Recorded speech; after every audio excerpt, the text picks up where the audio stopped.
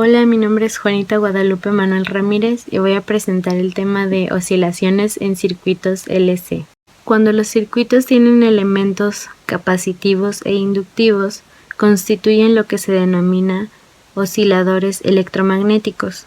Aquí se muestra un esquema de la forma general de un circuito en LC, que básicamente consiste en transferir energía desde el campo eléctrico del capacitor hasta el campo magnético del inductor y viceversa, transferir energía del inductor al capacitor. Esto hace que la carga denotada con la letra Q y la corriente denotada con la letra I varíen armónicamente a través del tiempo como si fueran funciones senoidales dependientes del tiempo. En el siguiente diagrama va a ser más fácil explicar lo que ocurre en el circuito. Y primero tenemos que el circuito tiene un interruptor. Este está abierto, que significa que el capacitor aún no libera la carga que tiene almacenada y esa carga se va a denotar como Q máxima. Entonces, para un tiempo igual a 0, la carga Q máxima está en el capacitor y en el momento en que el interruptor se cierra, la carga se libera en forma de un flujo de corriente que va a recorrer el circuito. La corriente va a pasar por el inductor donde va a alcanzar su punto más alto y va a seguir su recorrido a través del circuito.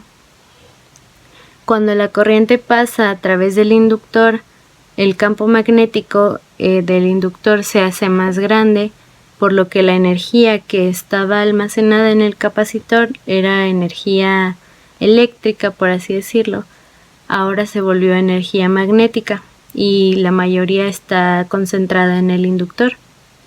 De esta forma la corriente llega otra vez al capacitor cargándolo de nuevo, sin embargo va a invertir la polaridad de sus placas. Esto va a hacer que cuando se vuelva a descargar el capacitor la corriente va a ir en sentido contrario al que llegó y va a volver a seguir este recorrido en el circuito, va a volver a pasar por el inductor incrementando la energía magnética y va a regresar al capacitor cargándolo nuevamente y volviendo a invertir la polaridad de sus placas. En la siguiente gráfica podemos ver el comportamiento que tiene la corriente a través del tiempo y vemos que durante un periodo la corriente alcanza su magnitud máxima en dos ocasiones, una en el primer recorrido y otra cuando viene de regreso.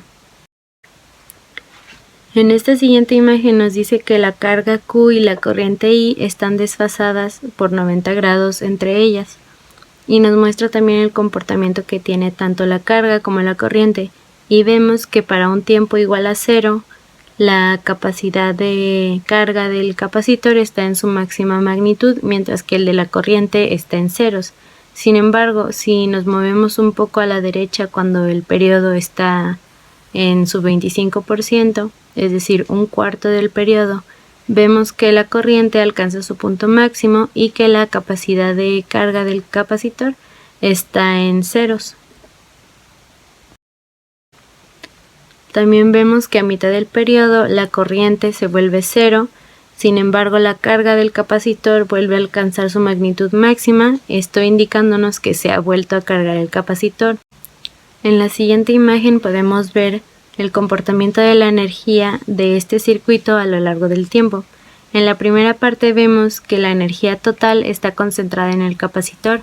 Esto es porque aún no se ha cerrado el circuito, el interruptor, y toda la carga está dentro del capacitor. En la parte B podemos ver que el capacitor ha liberado toda su carga y está en ceros.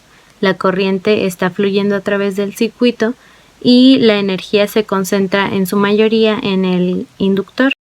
Ahora podemos ver cómo la energía ha vuelto al capacitor, esto porque la corriente que estaba circulando ha vuelto a cargar el capacitor, pero ha invertido la polaridad de sus plaquitas. A la derecha tenemos un sistema análogo a este que sería el de una masa y un resorte, que también nos indica un movimiento armónico, que es muy semejante al que estamos estudiando en esta sesión. Ya vimos lo que pasa cuando el capacitor está cargado completamente y cuando está en ceros, Pero ¿qué pasa cuando está a mitad de su carga o medio descargado o casi cargado? Bueno, lo que pasa es que la distribución de la corriente está dispersa, puede que haya más en el inductor, puede que esté más concentrada en el capacitor. Sin embargo, lo que nos interesa de este diagrama es que la suma de las energías tanto del capacitor como del inductor nos va a dar la energía total inicial.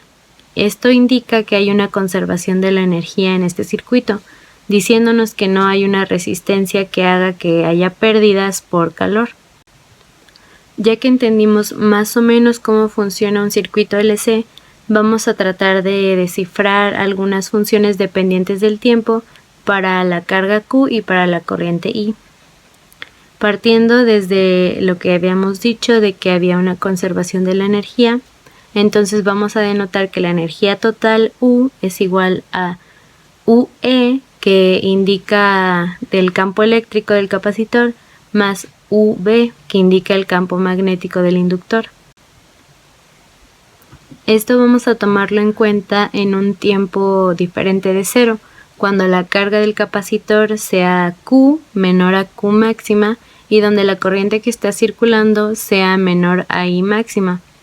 Vamos a escribir o a denotar las expresiones de la energía para cada elemento. Para el capacitor, que sería Q al cuadrado sobre 2 veces la capacitancia, y para el inductor, que sería un medio de la inductancia por la corriente al cuadrado. En el siguiente diagrama podemos ver el comportamiento de las energías para el capacitor y para el inductor. El anaranjado corresponde a la energía del capacitor y el azul a la energía del inductor. La suma de estas dos curvas es igual a una constante, y esa constante es el valor de la energía total almacenada en este circuito. En este otro diagrama podemos ver cómo se comportan las dos energías cuando están sumadas. Podemos ver que en un tiempo 0 la energía del capacitor está en su máximo magnitud, mientras que la energía del inductor está en 0, y viceversa. Cuando la energía del inductor está en su máximo magnitud, la energía del capacitor está en 0. También llega un punto donde ambas curvas se cruzan o coinciden en un punto, y eso indica que se van a sumar el mismo valor dos veces. Sumados ya nos va a dar la constante de la energía inicial. Para este sistema o este circuito estamos suponiendo que no hay resistencias, por lo que no hay una pérdida de energía. Entonces, si la energía se está conservando, debería indicar que la energía total es una constante. Entonces la derivada de esa energía debería dar 0. Entonces podemos denotar que la derivada de la energía respecto al tiempo es igual a la derivada de la suma de las energías tanto del capacitor como del inductor. Ya que derivamos las expresiones de la energía tanto del capacitor como del inductor, vemos que hay unos elementos en nuestra ecuación que no conocemos, que son la derivada de Q o de la carga respecto del tiempo y la derivada de la corriente respecto del tiempo. Sin embargo, nosotros sabemos que I o la corriente es igual a la rapidez de cambio en la carga del capacitor. Entonces I sería igual a la derivada de Q respecto del tiempo, y a su vez la derivada de I sería la segunda derivada de Q respecto del tiempo. Entonces podemos usar estos nuevos términos, estas nuevas igualdades, para sustituirlas en nuestra ecuación. Ya simplificada nos queda una ecuación diferencial homogénea, que es la segunda derivada de Q respecto del tiempo es igual a menos 1 sobre LC por Q.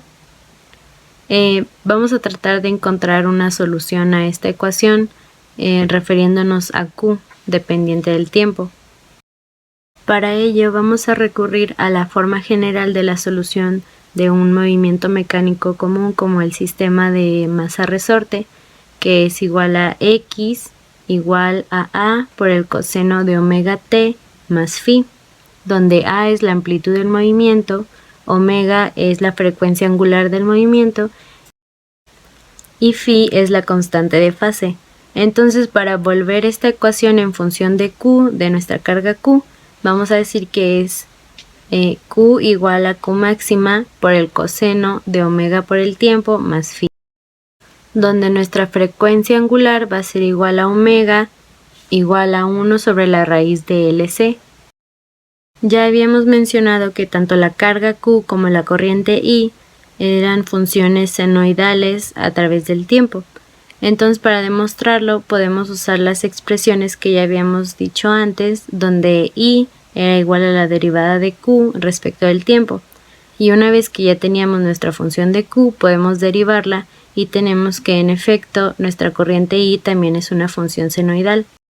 Para determinar el ángulo de fase de nuestras funciones, podemos usar condiciones iniciales, como por ejemplo en un tiempo igual a 0, nuestra corriente es igual a 0 y nuestra carga Q es igual a Q máxima del capacitor. Entonces podemos sustituir estos valores en la ecuación que acabamos de demostrar de la corriente, diciendo que 0 es igual a menos omega por Q máxima por el coseno de phi, ya que el tiempo es igual a 0, se nos va a cancelar. Tomamos en cuenta que omega y Q máxima son valores constantes, por lo que el único factor que debería ser 0 debe ser el seno de phi. Entonces, por ende, phi es igual a 0, porque seno de 0 es 0. Así nuestras funciones dependientes del tiempo, tanto para la carga como para la corriente, nos van a quedar como Q de t es igual a Q máxima por el coseno de omega t, y el de la corriente sería I de t es igual a menos I máxima seno de omega t. Podemos usar estas nuevas ecuaciones para obtener una fórmula que nos diga la energía total de nuestro sistema. Entonces tomamos la ecuación que ya habíamos descrito antes, que involucraba las fórmulas o bueno, la expresión de energía del capacitor como del inductor. Entonces solo tendríamos que sustituir nuestras Q y nuestras I. Ya que elevamos los términos al cuadrado, tenemos que la expresión para la energía total es igual a Q máxima al cuadrado por el coseno cuadrado de omega t sobre 2 veces C más 1/2 de L por I máxima al cuadrado por el seno al cuadrado de omega t. Sin embargo, ya habíamos establecido que cuando el capacitor estaba en su energía máxima, la energía del inductor era 0. Entonces, viceversa, también la energía máxima del inductor correspondía a una energía 0 en el capacitor. Entonces podemos decir que tanto la energía del capacitor como la del inductor son iguales. Entonces hacemos una igualación para esto y hacemos un cambio en nuestra expresión cambiando la energía del inductor por la energía del capacitor. Una vez sustituidos podemos extraerlos por factor común y tenemos una propiedad trigonométrica que es de seno cuadrado más coseno cuadrado igual a 1, por lo que la energía total de nuestro sistema va a quedar reducida a Q máxima al cuadrado sobre 2 veces C. Con esta demostración queda terminado el tema y solo queda comentar que este tipo de circuitos se usa mucho en telecomunicaciones y en artefactos magnéticos.